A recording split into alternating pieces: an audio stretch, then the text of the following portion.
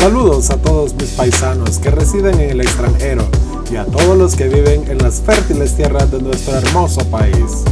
Hoy les traemos un video excitante de las orillas del lago de Yojoa, donde cuando viajas te detienes en un restaurante, pides tus tajaditas y un riquísimo pollo frito. Disfrútalo.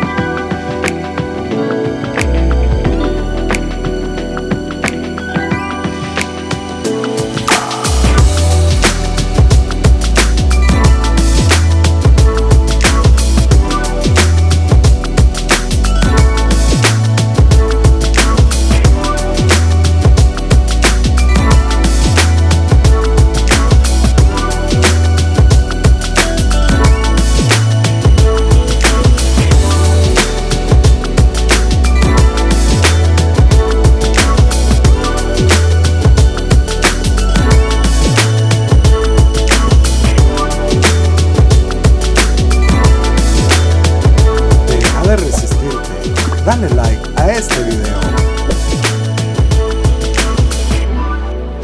y no dejes de suscribirte.